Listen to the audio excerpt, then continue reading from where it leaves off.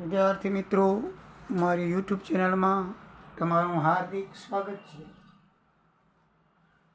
આજે આપણે ધંધાકીય હિસાબી પદ્ધતિ 4 બિઝનેસ એકાઉન્ટની અંદર યુનિટ 3 સેવા પરત પદ્ધતિ 1 એની અંદર ઉદાહરણ નંબર 9 પેજ નંબર 181 નવું પાઠ્યપુસ્તક છે.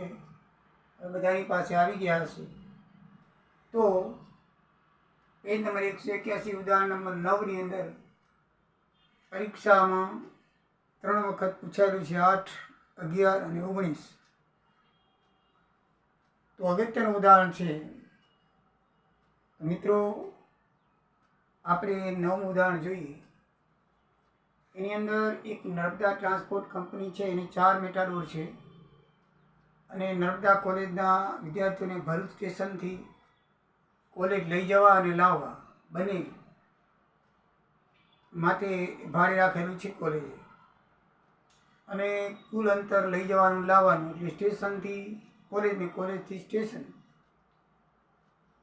8 કિલોમીટર, એટલે એક ટ્રીપમાં 16 કિલોમીટર થાય એમ લખેલું છે કે કોલેજ લઈ જવા અને પરત લાવવા જેનું કુલ અંતર 16 કિલોમીટર છે. તો દરેક મેટાડોર આવી રીતે 2 ટ્રીપ લગાવે છે, આખી રાઉન્ડ, બરાબર છે. એટલે કે રોજનો એક મેટાડોર 32 કિલોમીટર થાય. 16 જવાનું 16 આવવા જવાની એક અને આવ જવાની બે ટ્રીપ કરે છે અને દરેક ટ્રીપમાં 20 પેસેન્જર લઈ જાય છે અને મેટાડોર 25 દિવસ કામ કરે છે. તો આપણને ડ્રાઈવરની, ક્લીનરની, ડીઝલની, રોડ ટેક્સ, લાઇસન્સ, ગેસ ભાડું, વીમા ખર્ચ, નિભાવ ખર્ચ બધું આપેલું છે, ભંગાર કિંમત, પાણી કિંમત. એના ઉપરથી આપણે કોલેજને, વિદ્યાર્થીને ટ્રાન્સપોર્ટ ચાર્જ કેટલો દેવાનો થાય એની ગણતરી મિત્રો કરવાની છે. એમાં અડધા કોલેજ આપે છે અને અડધા વિદ્યાર્થી પાસે લેવાના છે. તો વિદ્યાર્થી પાસે કેટલા લેવાના થાય તો આપણે જોઈએ. તો સૌથી પહેલાં તો મિત્રો આપણે કેટલા કિલોમીટર 25 દિવસની મુસાફરી થાય છે એ દેખવું પડે. એના માટે આપણને એક ટ્રીપનું અંતર 16 કિલોમીટર છે જતા આવતા, 8 જવાના એવી 2 ટ્રીપો મારે છે. કેટલી ટ્રીપો મારે છે એટલે ગુણ્યા 2 અને 25 દિવસ સુધી મારે છે. એમાં 20 પેસેન્જરની સંખ્યા લઈ જાય છે. આમ તો કિલોમીટર 16 ગુણ્યા 2 એટલે 32, 32 ગુણ્યા 25 એટલે 800 કિલોમીટર અંતર થાય. પણ આપણે પેસેન્જર 8 કિલોમીટર શોધવાના હોવાથી પેસેન્જરની સંખ્યા વાળી ગુણવાનું થાય. ટોટલ 25 દિવસના 800 કિલોમીટર કાપે એને 20, એક ટ્રીપની અંદર 20 પેસેન્જર લઈ જાય છે. તો ગુણ્યા 20 વિદ્યાર્થીઓને લઈ જાય છે. તો 800 ગુણ્યા 20 16,000 પેસેન્જર કિલોમીટર થાય. કેટલા થાય? 16,000. તો મિત્રો 16,000 પેસેન્જર કિલોમીટર થાય. તો હવે આપણે આગળની દાખલાની વિગત જોઈએ. તો દાખલામાં 4 ડ્રાઈવરનો, 4 મેટાડોર છે એટલે 4 ડ્રાઈવરનો મહિનાનો પગાર 2,000 આપ્યો છે. આપણને દાખલામાં ગમે એટલા વાહન દીધા હોય તો આપણે એક વાહનનું શોધવાનું હોય છે, બરાબર છે. તો એક વાહન દીઠ માસિક આપણને આપેલું છે માસિક પડતર શોધવાનું. એટલે માસિક પડતર કેટલી થાય એ શોધવાનું છે. મહિનામાં કેટલું આપવું પડે વિદ્યાર્થીઓને માસિક ભાડું, એટલે આપણે માસિક પડતર શોધવી પડે, બરાબર છે. તો 4 ડ્રાઈવર છે એનો પગાર 2,000 છે. તો એક ડ્રાઈવરનો 200 ભાગ્યા 4 એટલે 500 રૂપિયા થાય. એવી રીતે 4 ક્લીનર છે તો એક ક્લીનરનો પગાર 1600 ભાગ્યા 4 400 રૂપિયા થાય. 4 ક્લીનરનો પગાર દાખલામાં ભેગો આપેલો છે એટલે આપણે એક ક્લીનરનો લખવાનો છે. એક મેટાડોરનું શોધવાનું છે. માટે 1 લીટર દીઠ ડીઝલ ચાર્જ 3.5 રૂપિયા છે એટલે ડીઝલનો વપરાશ 3.5 છે. તો મિત્રો કેટલા કિલોમીટર ચાલ્યું મેં તમે કીધું કે 800 કિલોમીટર ચાલે, બરાબર છે ને. 16 ગુણ્યા 2 ગુણ્યા 25, 2 ટ્રીપ છે, 16 કિલોમીટર જતા આવતા 25 એટલે 800 કિલોમીટર ચાલે છે. 1 લીટરમાં 10 કિલોમીટર વપરાય છે. તો 10 કિલોમીટર બરાબર 1 લીટર. તો 800 કિલોમીટર બરાબર કેટલા થાય? 80 લીટર વપરાશ થાય. કેટલો થાય? 80 લીટર વપરાશ થાય છે 25 દિવસમાં. તો એનો ભાવ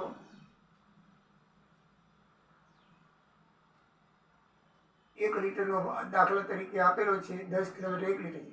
તો 800 કિલોમીટરના કેટલા થાય? 800 કિલોમીટર બરાબર કેટલા? તો 80 લીટર વપરાય છે. તો 1 લીટરનો ભાવ 3.5 રૂપિયા આપેલો છે, 3 રૂપિયા ને 50 પૈસા. તો આપણે એને ગુણીએ તો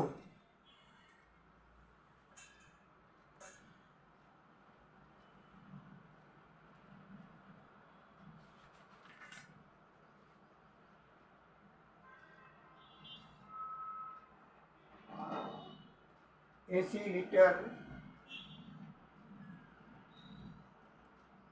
ગુણ્યા 3.50 ભૂલી ગયો છું. બરાબર છે. 80 લીટર વપરાશ થયો તો 80 ગુણ્યા 3.50 કરો મિત્રો, તો આપણને 1000 રૂપિયા 280 રૂપિયા થશે. કેટલા થશે? 280 રૂપિયા. અહીંયા છે, એને ઉપર લખ્યું તો છે. બરાબર, અહીંયા લખ્યું. બરાબર. ફરીથી મિત્રો આપણે જોઈ લઈએ કે એક ટ્રીપ 16 કિલોમીટરની છે, જતા વર્તાની બંનેની. એટલે 2 ટ્રીપ મારે છે, એટલે 32 25 32 ગુણ્યા 25 એટલે 800 કિલોમીટર થાય. તો 10 કિલોમીટર બરાબર 1 લીટર વપરાય. તો 800 કિલોમીટર બરાબર કેટલા લીટર વપરાય? તો 80 લીટર વપરાય. તો 80 લીટરનો વપરાશ છે, તો 1 લીટરનો 3.5 ભાવ દાખલામાં આપેલો છે. 80 ગુણ્યા 3.5 બરાબર 280 રૂપિયા ડીઝલ વપરાય છે 25 દિવસનું 1 મેટાડોરનું. બરાબર છે, 280 રૂપિયા. આ બધા જૂના ભાવ આપેલા છે, જૂનું છે એટલે 3 રૂપિયા 50 પૈસા ત્યારે લીટરનો ભાવ હશે. અત્યારે તો 100 રૂપિયા લીટર છે, એટલે તમને એવું અચરજ ના થવું જોઈએ કે 3.5 રૂપિયા કોઈ ભાવ હોય ત્યારે હતો. 3.5 રૂપિયા ત્યારે હતો. અમે પણ 3.5 રૂપિયા લીટર વાપરેલું છે, 2 રૂપિયા લીટર વાપરેલું છે, અને 2000 રૂપિયા તોલો સોનું ખરીદેલું છે. બરાબર છે. એટલે અત્યારે 80-90 હજાર રૂપિયા છે. એટલે દાખલાઓની રકમ હંમેશા જૂની હશે, એટલે આપણે અચરજ પામવાનું નહીં. આપણે તો 3.5 રૂપિયા લીટરના આપેલા છે, એટલે 80 લીટરના 280 રૂપિયા થાય. પછી રોડ ટેક્સ છે, એ એક પેસેન્જર દીઠ 2 રૂપિયા છે. એક પેસેન્જર દીઠ કેટલો આપ્યો છે દાખલામાં? 2 રૂપિયા. 20 પેસેન્જરે ગુણી નાખીએ. 20 પેસેન્જર એક ટ્રીપમાં લઈ જાય છે અને 25 દિવસમાં લખવાનો છે, તો 1000 રૂપિયા થાય. બરાબર છે. એક પેસેન્જરના 2 રૂપિયા રોડ ટેક્સ છે. રોડ ટેક્સ પેસેન્જર દીઠ હોય, કેટલી કેપેસિટી છે વાહન એના ઉપર હોય છે. 20 પેસેન્જરની કેપેસિટી છે ગુણ્યા 2 રૂપિયા, 40 ગુણ્યા 25 1000 રૂપિયા રોડ ટેક્સ થાય. લાયસન્સ ફી વાર્ષિક 480 છે, તો 12 મહિનાની આપેલી છે, તો 12 ભાગીએ તો 1 મહિનાની 40 રૂપિયા થાય. ગેરેજ ભાડું 12000 રૂપિયા છે. આપણી પાસે 4 વાહન છે, એટલે એક વાહનનું 3000 રૂપિયા થાય, એ વાર્ષિક થાય. એને 12 ભાગીએ એટલે 1 મહિનાનું 250 રૂપિયા ગેરેજ ભાડું થાય. વીમા ખર્ચ. વીમા ખર્ચમાં લખેલું છે મિત્રો, સૂચના આપેલી છે વીમા ખર્ચની અંદર. શું સૂચના આપેલી છે? કે પડતર વાહનની પડતર કિંમતના 5%. વાહનની પડતર કિંમત 90,000 દાખલામાં આપેલી છે, તો 90,000ના 5% એટલે 4500 રૂપિયા થાય. એ વાર્ષિક થયું હોય ને 12 ભાગો એટલે 375 રૂપિયા માસિક થાય. વીમા ખર્ચ વાહનની કિંમતના 5% છે. વાહનની કિંમત દાખલામાં આપેલી છે 90,000 એક મેટાડોરની. બરાબર છે. ત્યારે મેટાડોર 90,000માં આવતો, અત્યારે 90,000માં સ્કૂટી માંડ આવે છે. બરાબર. તો 90,000ના 5% 4500, એને ભાગ્યા 12, 1 મહિનાનું શોધવાનું છે આપણે, તો 375 રૂપિયા. બરાબર છે. હવે ભંગાર કિંમત દાખલામાં આપેલી છે, એટલે ઘસારો શોધવો હોય તો જે કિંમત હોય 90,000 રૂપિયા, એમાંથી ભંગાર કિંમત 9,000 આપેલી છે. 90,000 ઓછા 9,000 81,000 ભાગ્યા 9 એટલે 9,981, એટલે 9,000 રૂપિયા થાય. કેટલા થાય? 9,000. એ પણ વાર્ષિક આવે ઘસારો. તો 12 મહિનાનો 9,000 ભાગ્યા 12 એટલે 750 રૂપિયા 1 મહિનાનો આવે. મિત્રો, જ્યારે જ્યારે ઘસારો કરવાનો હોય ત્યારે કિંમતને આયુષ્ય વડે ભાગવાનું હોય છે. જો ભંગાર કિંમત આપેલી હોય તો કિંમતમાંથી ભંગાર કિંમત બાદ કરીને પછી આયુષ્ય વડે ભાગવાની, અને એ ભાગી હંમેશા વાર્ષિક ઘસારો આવે. આપણે અહીંયા માસિક લખવાનો છે, એટલે માસિક લખવાનો હોય તો એને 12 વડે ભાગવા પડે. તો એનું આપણે લખી નાખીએ માસિક રૂપિયા. એટલે આ જે છે એ માસિકનું છે. બરાબર છે. નિભાવ ખર્ચ લખ્યું છે કે ઘસારાના 50%. તો મિત્રો, ઘસારો આવ્યો છે 750. શું લખ્યું છે 750, તો એના 50%, અડધા 375 રૂપિયા ઘસારો થાય. આ બધાનો સરવાળો કરી તો મિત્રો કુલ પડતર 3970 રૂપિયા થાય. બરાબર છે. હવે એના ઉપર નફો લખ્યું છે કે પડતરનો સૂચના લખી દાખલામાં કે પડતરનો 1/4 ભાગ નફો ચડાવો. તો પડતરના 3970 ભાગ્યા 4 કરો એટલે 993 સમથિંગ થાય. તો 993 એમાં એડ કરો એટલે કુલ ભાડું 4963 થાય. સમજાય ગયું મિત્રો? 4963. આ દાખલાઓ બહુ એકદમ ઇઝી છે, બહુ જ ખાસ એવી ગણતરી કરવાની હોતી નથી. આપણે તો હવે કોલેજમાં આવ્યા એટલે આવી ગણતરી એકદમ ઇઝી પડે. બધા દાખલાઓમાં એવી જ ગણતરી હોય છે. એટલે આ પ્રકારના દાખલાઓ આપણને ગમે તેવા પૂછાય તો પણ આવડી જવા જોઈએ.